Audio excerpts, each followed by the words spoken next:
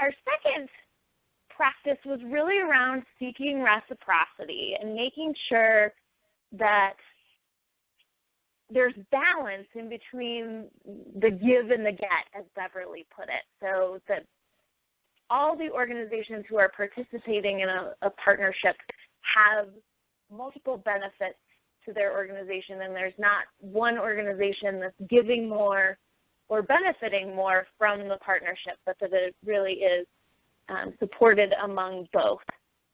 So this time, let's start with Dele. If you want to jump in and talk a little bit about what that means to you and things that you've done to foster that in partnerships that you've had. Yeah, definitely. So with us, I think it's, each organization has to make sure that they're not being taken advantage of.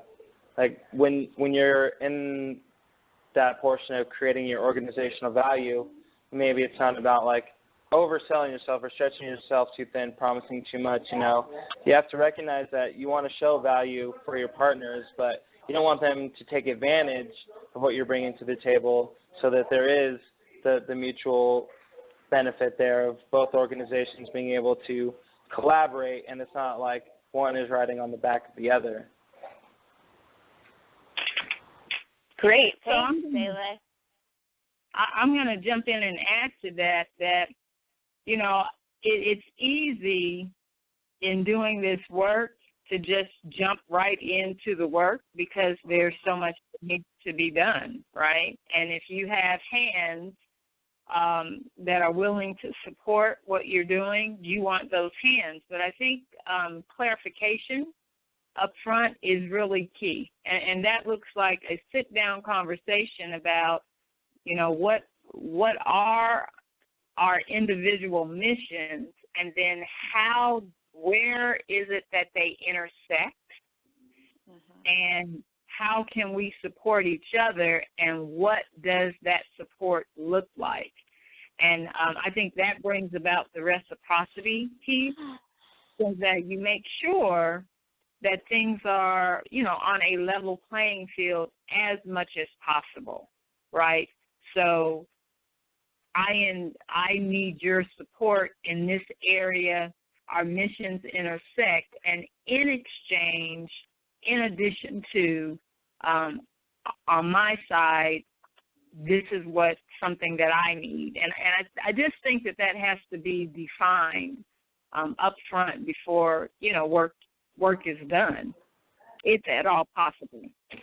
Yes, I agree with that. And to add to what you're saying, Deborah, the issue of capacity is also got to be addressed at the front end, because one of the beautiful things about a collaborative situation is that a very giant entity can collaborate with a tiny entity, and both are adding value to each other.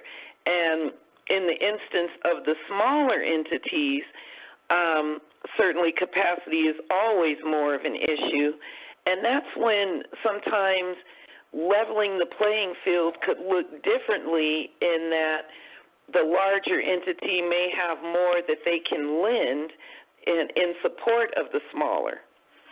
Right. Yeah. I think a good example of that, Beverly, is the relationship that, JF has with Earth Force. I mean, Earth Force is a national organization. They certainly have more resources than, we do.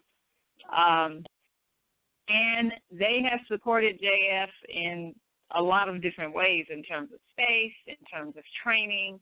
In exchange, what we try to do is, show up to their events, bring the girls to their events so that they can engage in the workshop that they provide, and also lending a voice. I mean,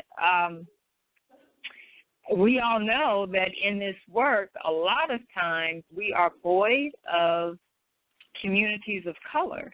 And so being able to be a voice and bring a voice in that regard can be a tremendous help, because in this work we need all voices at the table, and all voices are not the same. So I agree wholeheartedly with Beverly that, smaller organizations partnering with larger organizations is certainly one way to do that, and defining how that can happen, having that clarity is really important. That's yeah, a great. absolutely. Please jump in, Dele. Oh yeah, I was just thinking of another example from us is our partnership with the EPA for our Lower Bear Creek program, where we're having our youth.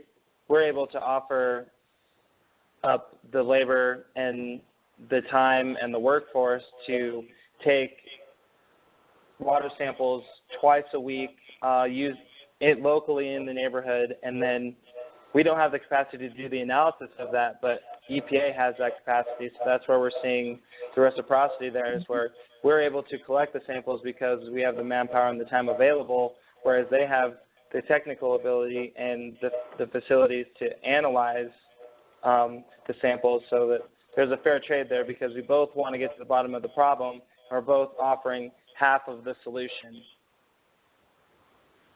That's another great example. Both great examples of really seeking reciprocity. And I think all three of you made a really good point that getting equal benefit from a partnership doesn't necessarily mean that you're giving the same thing to the partnership, that you're offering something different that the other partner needs. So I think that was a really great point. And thanks for bringing that into the conversation.